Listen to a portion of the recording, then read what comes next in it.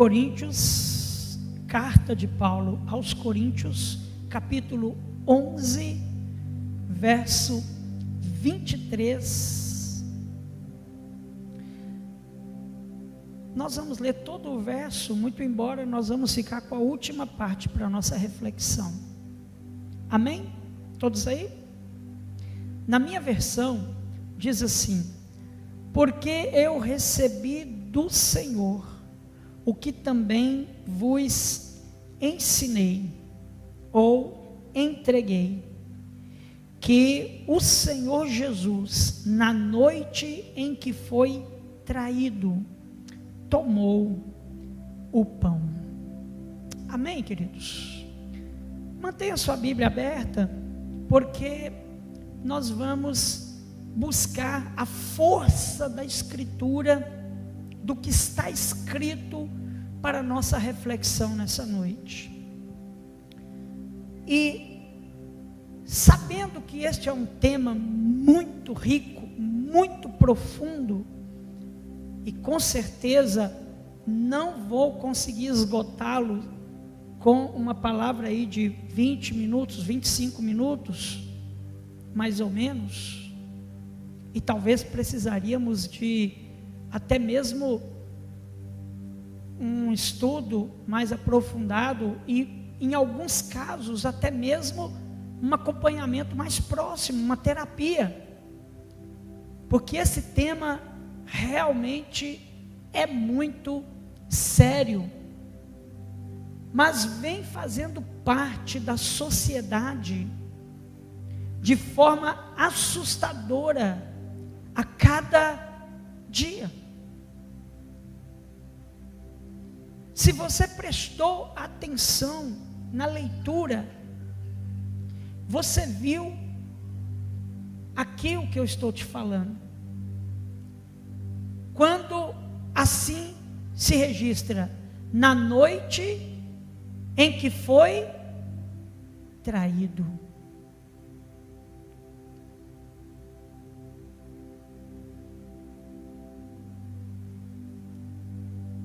É muito importante nós pararmos nesse ponto e tentarmos entender não só a intenção do escritor em registrar esse detalhe, mas também a importância da ação vivida por Jesus Cristo diante deste momento muito forte. E antes de continuar, eu queria fazer uma pergunta para você, aliás, duas, e eu gostaria que você não me respondesse, somente para ficar no ar. Você já foi traído?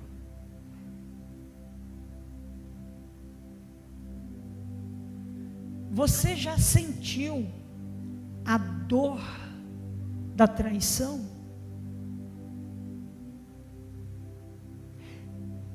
Muito embora, quando a gente toca nesse assunto, rapidamente a nossa mente vai para casamento.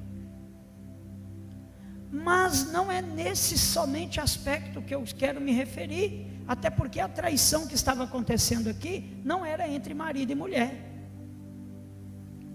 Era entre dois amigos, era entre dois irmãos de fé, era entre o mestre e o discípulo. Você já teve que engolir o fel amargo no paladar que dá quando se toca nesse assunto? Você já foi traído? Agora vem a segunda pergunta: você já traiu alguém? Porque esta é uma via de mão dupla. Da mesma forma que eu posso ser traído, embora não quero isso de forma nenhuma, eu posso trair alguém. E talvez mesmo não querendo, eu acabo fazendo.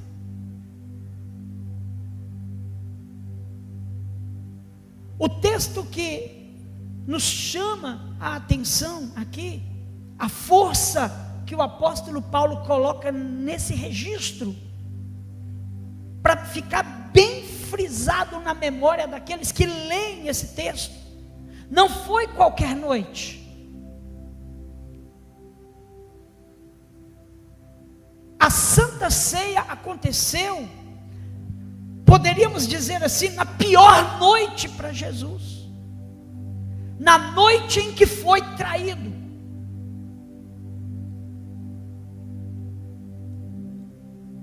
E Paulo fez questão de frisar isso. Olha, todo mundo que lê, eu quero que vocês aprendam que a Santa Ceia, ela foi ensinada para nós, e da mesma forma que ela foi ensinada para nós, nós queremos ensinar para vocês, porque ela ocorreu na noite em que Cristo foi traído. Então ele vai falar de renovação de aliança na noite em que houve quebra de aliança. Porque a Santa Ceia é a renovação de aliança. Quando eu estou participando da ceia, eu estou renovando a minha aliança de fé com o meu Salvador Jesus Cristo. E às vezes é possível que nós nos comportemos como Judas. Acaba de participar da ceia com Cristo, e depois que sai do recinto, se comporta como uma pessoa que nunca conheceu a Cristo, e que era o seu principal adversário.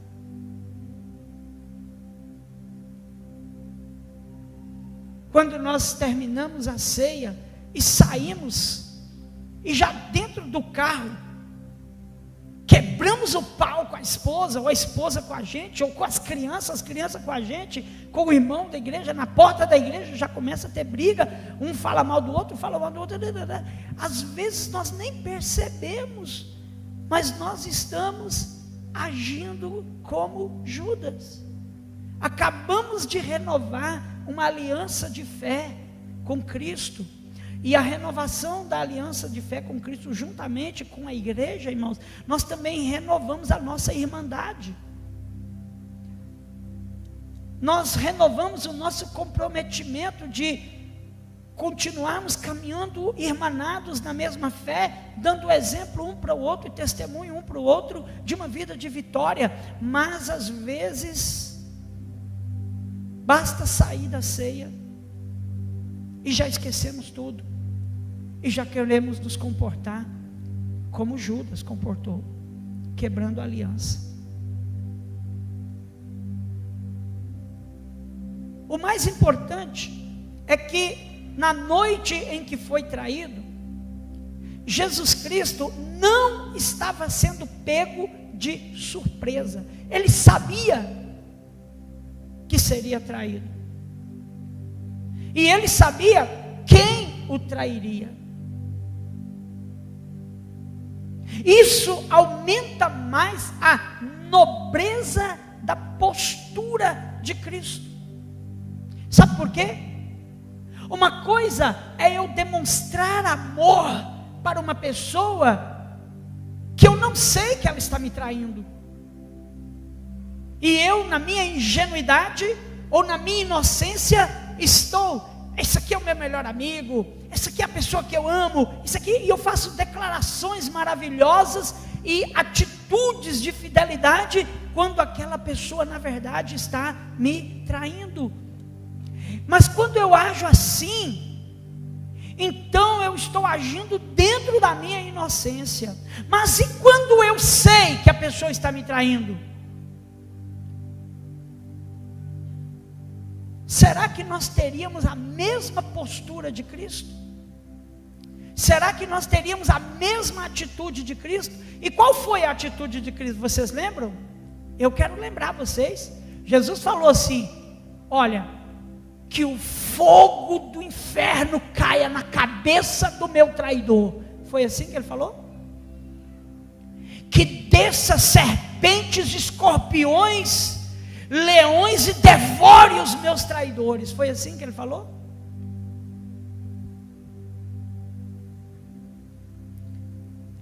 Abra comigo em João, capítulo 13, verso 26. Ditas estas coisas, angustiou-se Jesus em espírito e afirmou: em verdade vos digo que um dentre vós ele jogou no futuro, mas ele está falando no presente. Ele está falando no presente algo que aconteceria no futuro. Então ele já tinha ciência que seria traído. E aí, no verso 22, os discípulos olharam uns para os outros sem saber a quem ele se referia. Ora, mas quem será? Quem é? Onde é que está isso? E aí, irmãos, no verso 23, ora, ali estava conchegado a Jesus um dos seus discípulos, a quem ele amava. João estava mais próximo de Jesus, e a esse fez Simão Pedro um sinal, dizendo-lhe: pergunta para ele de quem que ele está falando. Pergunta logo aí, quem é o traidor? E aí João aproximou mais, o termo aqui é no verso 25, então aquele discípulo, reclinando-se sobre o seu peito de Jesus, perguntou-lhe: Senhor, quem é? João aproximou mais perto de Jesus, porque o assunto é melindroso, o assunto é perigoso, o assunto é delicado. João aproxima de Jesus e fala assim: Senhor, quem é? Quem é que está fazendo isso? E aí, amados, verso 26, respondeu Jesus: é aquele a quem eu der o pedaço de pão molhado. Tomou, pois, um pedaço de pão e, tendo-o molhado, deu-o a Judas, filho de Simão Iscariotes. Alguém, ao ver essa atitude, pode pensar assim: olha, pode significar que Jesus está deturando o cara, jogando os 11 contra ele, entregando aqui um irresponsável, ovelha negra da família.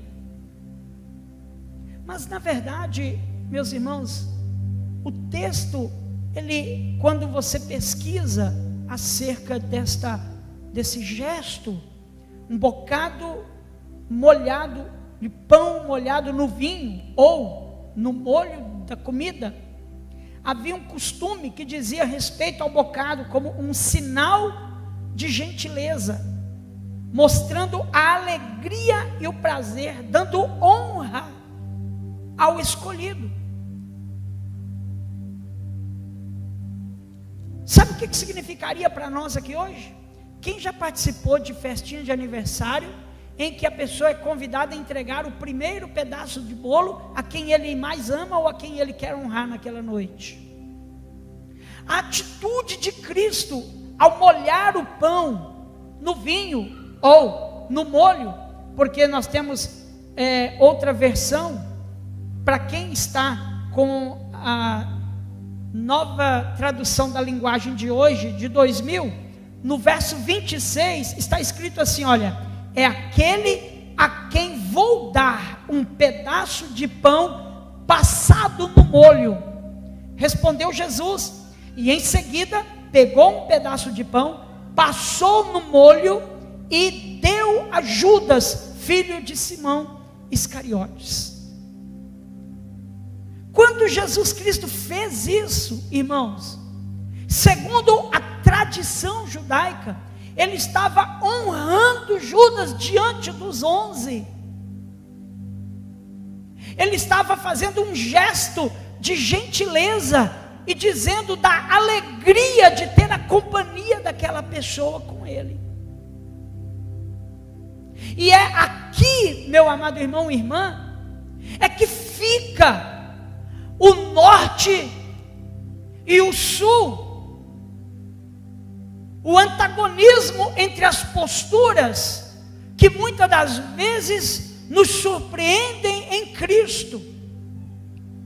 E aí eu volto à pergunta inicial: o que você faria com a pessoa pela qual você ficasse sabendo que ela está te traindo? Pastor, eu dava uma serpente para ele, eu dava um prato de comida envenenada, eu pegava um pedaço de pau e sentava na orelha dele, eu expulsava ele daqui nunca mais e tal. A carne, ela pede para nós fazermos todo tipo de atrocidade. A carne pede para a gente vingar. A carne pede para dar o troco. Não, o que você quer saber? Está me traindo? Eu vou trair pior. Eu vou pagar na mesma moeda. A carne fala isso. Mas Jesus não andava pela carne. Jesus andava pelo Espírito. E quem anda pela carne, quando é traído, esquece que pode trair também. E aí quer andar pela carne, e quer vingar, e quer bater, e quer rasgar, e quer furar, e quer expulsar, e quer isso e quer aquilo. Quando Jesus Cristo nos mostrou uma atitude nobre, Ele nos ensinou uma atitude nobre, Ele me ensinou para mim e para você: honra essa pessoa. Meu Deus, meu Deus, você está reclamando que tem alguém que está te traindo? Honra essa pessoa. Que quando a gente tem uma atitude nobre com uma pessoa, é como que você amontoasse brasas vivas na cabeça da pessoa. Aquilo fura o cérebro, porque a pessoa fica com o sentimento de que está enganando a pessoa errada, está sendo injusto. E foi esse o sentimento que Judas teve. Quando ele viu que Jesus Cristo se comportou de forma nobre, ele chorou amargamente, e ele tentou voltar atrás na sua atitude, porque ele viu que ele traiu uma pessoa inocente. Mas aí fora tarde demais. Aí já era tarde demais.